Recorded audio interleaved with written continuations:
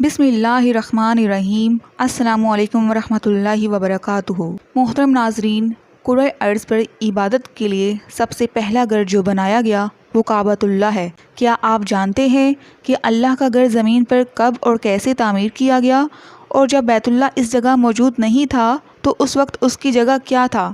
سب سے پہلے کس نے اس گھر کو بنایا اور اس کا طواف کیا؟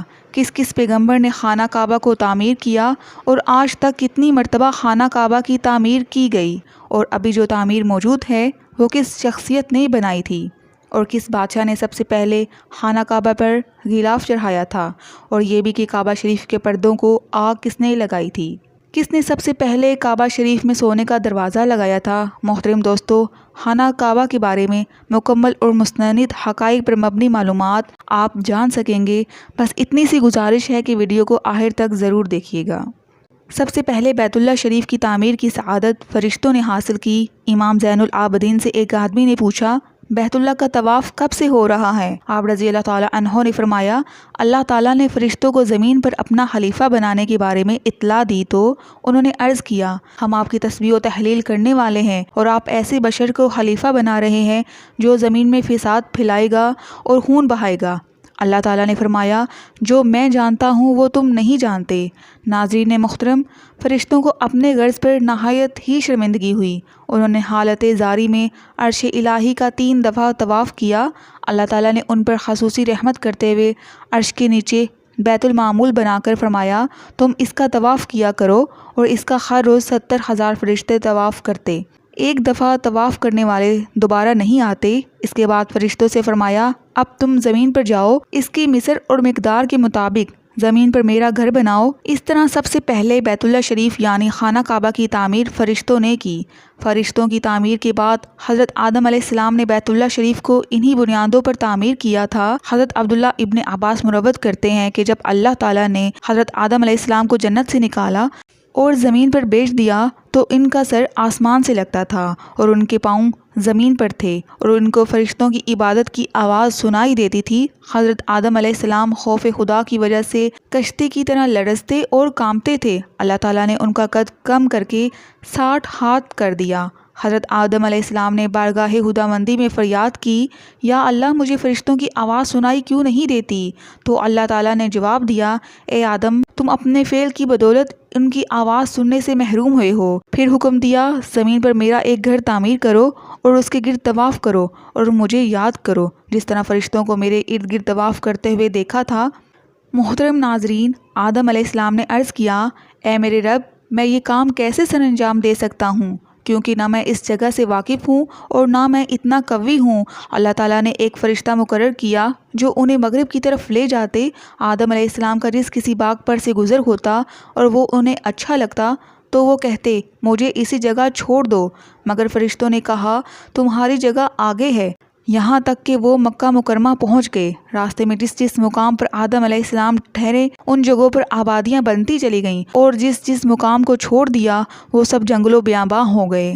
بس آدم علیہ السلام نے بیت اللہ کی تعمیر 5 مقامات کے پتھروں سے کی تھی: طور سینا، طور زیتون، کوہ لبنان، کوہ جودی، اور بنیاد میں جبل ہیرا کا پتھر استعمال کیا۔ اس کی تعمیر سے فارغ ہوئے تو وہ فرشتہ انہیں میدان عرفات کی طرف لے گیا اور آدم علیہ السلام کو تمام مقامات حج دکھائے جہاں آج بھی لوگ مناسک حج ادا کر رہے ہیں اور قیامت تک کرتے چلے جائیں گے۔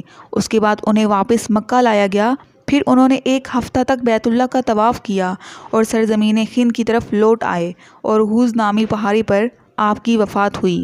ناظرین گرامی، وقت گزرتا گیا اور اللہ تعالیٰ نے حضرت نوح علیہ السلام کا ظہور فرمایا، مگر قوم نوح نے پیغمبر خدا کی بات کی طرف توجہ نہ دی اور پھر اللہ تعالیٰ نے ایک طوفان میں غرق کر دیا۔ حضرت نوح علیہ السلام کے زمانہ میں طوفان کی آمد سے کعبہ شریف ایک دفعہ منہدم ہو کر پوشیدہ ہو گیا تھا، مگر حجر اسود کو حضرت جبرائیل علیہ السلام نے جبل ابو قیس جو کہ کعبہ شریف کے قریب تھا اس نے حفاظت کے ساتھ رکھ دیا۔ طوفان کے ختم ہونے کے بعد عین خانہ کعبہ کے مقام پر سرخ رنگ کا ٹیلہ نمودار ہو گیا تھا، جس کے اوپر سیلاب کا پانی نہیں چڑھا تھا، اور حضرت نوح علیہ السلام کی کشتی اللہ تعالیٰ کے حکم سے اس کے گرد طواف کرنے لگی، جس کی بدولت لوگوں کو علم ہو گیا کہ یہ بیت اللہ کی جگہ ہے، لیکن اس کی بنیادیں غائب ہو چکی تھیں، اور جو بھی آدمی وہاں آ کر دعا کرتا اس کی دعا قبول ہوتی تھی۔ اس وجہ سے لوگوں کا یقین کامل ہو گیا تھا کہ یہی وہ جگہ ہے جہاں اللہ تعالیٰ کا مقدس گھر موجود تھا، اور یہ حضرت ابراہیم علیہ السلام کے زمانے تک یوں ہی رہا۔ ناظرین محترم، تیسری مرتبہ تعمیر کعبہ حضرت ابراہیم علیہ السلام اور حضرت اسماعیل علیہ السلام نے کی، وہ اس طرح کہ جب حضرت ابراہیم علیہ السلام کی عمر 90 برس ہوئی تو اللہ تعالیٰ نے انہیں ایک فرزند ارجمند سے نوازا، جس کا نام اسماعیل علیہ السلام رکھا گیا۔ یہ وہی فرزند ہیں جنہوں نے بڑے ہو کر اپنے والد حضرت ابراہیم علیہ السلام کے ساتھ مل کر بیت اللہ شریف کی تعمیر کی۔ حضرت ابراہیم علیہ السلام اس کی تعمیر سے پہلے حضرت اسماعیل علیہ السلام اور حضرت ہاجرہ کو حکم الہی کے مطابق بیت اللہ شریف چھوڑ آئے، جو کہ اس وقت ایک ٹیلہ کی شکل میں نظر آتا تھا۔ جب حضرت ابراہیم علیہ السلام کو بیت اللہ شریف کی تعمیر کا حکم ملا تو آپ مکہ مکرمہ اپنے بیٹے حضرت اسماعیل علیہ السلام کے پاس پہنچے اور انہیں بتایا کہ اللہ تعالیٰ نے حکم دیا ہے کہ اس کا گھر تیار کرو۔ انہوں نے جواب دیا کہ آپ کو جو حکم ملا ہے اس کی تعمیل کیجیے، جس کا ذکر اللہ تعالیٰ نے قرآن مجید میں ارشاد فرمایا ہے کہ اور ہم نے ابراہیم اور اسماعیل علیہ السلام کو تاکید فرمائی کہ دونوں مل کر میرے گھر کو طواف، رکوع اور سجدہ کرنے والوں کے لیے پاک اور صاف رکھو۔ دونوں باپ بیٹا اس مقام پر چلے گئے جہاں حاجرہ سلام اللہ علیہا نے حضرت جبرائیل علیہ السلام کے بتلانے پر جھونپڑی بنائی۔ دونوں کو بیت اللہ کی بنیادوں کی خبر نہ دی تھی۔ پھر اللہ تعالیٰ نے ایک ایسی ہوا بھیجی جس نے بیت اللہ کی جگہ جھاڑو دیا، جس سے بیت اللہ کی بنیادیں نظر آنے لگیں، اور دونوں باپ بیٹا بنیادیں کھودنے میں مصروف ہو گئے، اور پھر انہوں نے پہلی بنیاد پر ہی کعبہ کی بنیاد رکھی، جیسا کہ اللہ تبارک و تعالیٰ نے قرآن مجید میں ارشاد فرمایا ہے کہ اور اس وقت کو یاد کرو جب ابراہیم علیہ السلام اور اسماعیل علیہ السلام خانہ کعبہ کی بنیادیں اٹھا رہے تھے۔ حضرت ابراہیم علیہ السلام اور حضرت اسماعیل علیہ السلام نے مل کر بیت اللہ کی دیواروں کو بلند کیا۔ حضرت ابراہیم علیہ السلام تعمیر کا کام کرتے اور حضرت اسماعیل علیہ السلام پتھر لا کر انہیں دیتے تھے، اور دونوں کی زبان پر یہ دعا تھی، اے ہمارے پروردگار، یہ کام ہماری طرف سے قبول فرما، یقیناً تو خوب سننے والا اور جاننے والا ہے۔ ناظرین محترم، جب دیواریں بلند ہونے کی وجہ سے حضرت ابراہیم علیہ السلام زمین پر کھڑے ہو کر تعمیر کرنے سے قاصر ہو گئے تو ایک پتھر نیچے رکھ کر تعمیر کرنے لگے۔ اللہ تعالیٰ کو حضرت ابراہیم علیہ السلام کا کام انتہائی پسند آیا کہ اللہ تعالیٰ کے حکم سے جتنا ابراہیم علیہ السلام نے اونچا ہونا ہوتا، یہ پتھر اتنا ہی اونچا ہو جاتا تھا، اور جب نیچے اترنے کی ضرورت محسوس ہوتی تو یہ پتھر اللہ کے حکم سے نیچے ہو جاتا تھا۔ اللہ تعالیٰ کو اپنے اس بندے کا کام اتنا پسند آیا کہ اللہ نے ان کے پاؤں کے نشانات پتھر پر قائم کر دیے تاکہ یہ بعد میں آنے والے اہل ایمان اور دوسروں کے لیے یادگار بنے رہیں۔ اسی پتھر کو مقام ابراہیم کے نام سے پکارا جاتا ہے۔ اس کے متعلق اللہ تعالیٰ نے قرآن مجید میں اس طرح ارشاد فرمایا ہے، ابراہیم کے کھڑے ہونے کی جگہ کو مقام نواز بنا دیا۔ محترم دوستو، حضرت ابراہیم علیہ السلام اور اسماعیل علیہ السلام نے بیت اللہ شریف کی تعمیر 5 پہاڑوں کے پتھروں سے کی تھی: طور سینا، طور زیتا، جبل جودی، جبل لبنان اور جبل ہیرا۔ یہ وہی 5 پہاڑ ہیں جن پہاڑوں کے پتھروں سے جناب آدم علیہ السلام نے پتھر لے کر کعبۃ اللہ کی تعمیر کی۔ تعمیر کے دوران جب حضرت ابراہیم علیہ السلام حجر اسود کے مقام پر پہنچے تو آپ علیہ السلام نے حضرت اسماعیل علیہ السلام سے فرمایا کہ جاؤ ایک پتھر تلاش کر کے لاؤ جسے یہاں لگانا ہے تاکہ لوگوں کے لیے طواف شروع کرنے کا نشان بن جائے۔ لیکن آپ تلاش کرنے کے باوجود ایسا پتھر تلاش نہ کر سکے۔ جب واپس آئے تو دیکھا حضرت ابراہیم علیہ السلام کے پاس ایسا پتھر ہے کہ جس کی روشنی چاروں طرف پھیلی ہوئی تھی۔ پوچھا کہ ابا جان، یہ پتھر کہاں سے آیا ہے؟ حضرت ابراہیم علیہ السلام نے فرمایا، اسے وہ لایا ہے جس نے مجھے تم پر بھروسہ کرنے سے بے نیاز کر دیا، یعنی جبرائیل علیہ السلام یہ پتھر لائے ہیں۔ محترم ناظرین، یہ بات یاد رہے کہ حضرت ابراہیم علیہ السلام نے کعبہ شریف کی جو تعمیر کی تھی اس کا چھت نہیں تھا، اس کا دروازہ زمینی سطح کے برابر تھا۔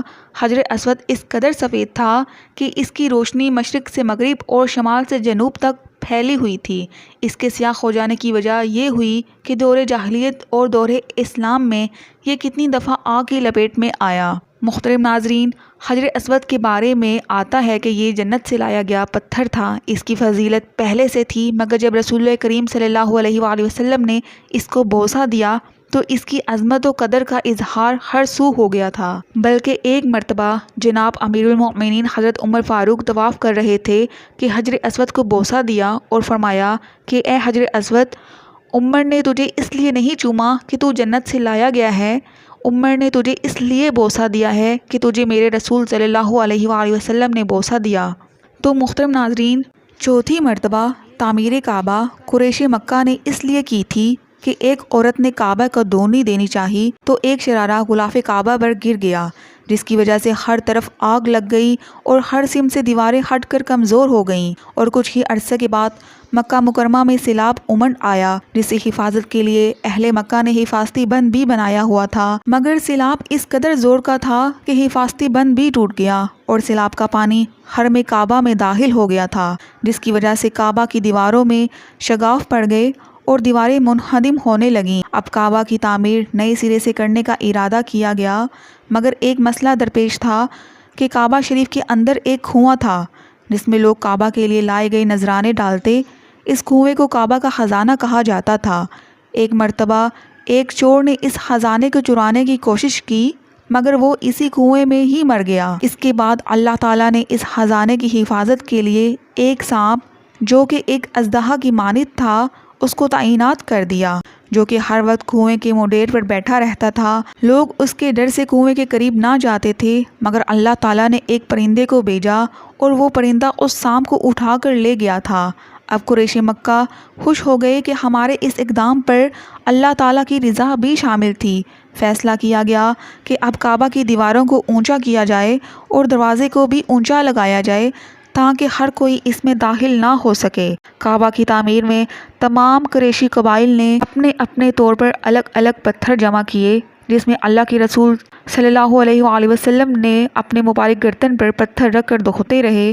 پھر کعبہ کی تعمیر شروع کی۔ جب عمارت حجر اسود تک اونچی ہو گئی تو ان میں حجر اسود کو نصب کرنے کا جھگڑا شروع ہو گیا۔ جھگڑا اس نوبت تک پہنچ گیا کہ تمام قبائل نے ایک دوسرے پر تلواریں سونپ دیں۔ 4-5 دن اسی جھگڑے میں گزر گئے۔ اس وقت قریش میں سب سے بزرگ شخص مغیرہ بن عبداللہ بن عمرو بن مخزوم تھے۔ انہوں نے تجویز پیش کی کہ اس شخص کو فیصل مان لو جو کل صبح سب سے پہلے مسجد حرام میں داخل ہو۔ سب اس بات پر راضی ہو گئے۔ اگلے دن سب سے پہلے مسجد میں داخل ہونے والے رسول اللہ صلی اللہ علیہ وآلہ وسلم تھے۔ سب کہنے لگے کہ یہ امانت دار شخص ہیں، ہم اس کے فیصلے پر راضی ہیں۔ جب آپ نبی کریم صلی اللہ علیہ وآلہ وسلم نے تمام صورتحال دیکھی تو فرمایا کہ میرے پاس ایک کپڑا لاؤ۔ جب کپڑا لایا گیا تو آپ صلی اللہ علیہ وآلہ وسلم نے اپنے دست مبارک سے حجر اسود اس میں رکھا اور فرمایا کہ ہر قبیلہ اس کپڑے کا کوئی نہ کوئی کنارہ پکڑ لے، پھر سب مل کر اٹھاؤ۔ پھر جب سب اصل جگہ پر پہنچے تو آپ صلی اللہ علیہ وآلہ وسلم نے اپنے دست مبارک سے حجر اسود کو اس کی جگہ پر نصب فرما دیا، اور یوں اللہ کے رسول صلی اللہ علیہ وآلہ وسلم نے ایک بہت بڑے مسئلے کو امن و محبت کے ساتھ حل فرما دیا۔ محترم ناظرین، 23 سال گزرنے کے بعد ایک دفعہ پھر خانہ کعبہ کو گرانے کا ارادہ کیا گیا۔ ہوا کچھ یوں تھا کہ واقعہ کربلا کے بعد اہل حجاز نے عبداللہ بن زبیر کو اپنا خلیفہ نامزد کیا، مگر یزید معلوم نے انہیں مطیع و فرمانبردار کرنے کے لیے حسین بن عمیر کی سپہ سالاری میں ایک بھاری لشکر مکہ مکرمہ کی طرف روانہ کیا اور جنگ و جدال کا سلسلہ شروع کر کے سنگ دلی کا مظاہرہ کر دیا۔ اس نے کوہ ابو قیس پر مجنین نصب کر کے اس گھر یعنی بیت اللہ پر گندک اور دیگر آتش گیر مادے پھینکنا شروع کر دیے۔ چنانچہ آتش بازی کی وجہ سے بیت اللہ شریف کا غلاف اور رکن یمانی نظر آتش ہو گیا تھا۔ حضرت عبداللہ بن زبیر نے 3 دن استخارہ کرنے کے بعد کعبہ کو بالکل زمین کے برابر کر دیا اور حضرت ابراہیم علیہ السلام کی بنیاد کو بھی کھدوا دیا اور نئی تعمیر انہی بنیادوں پر کروائی۔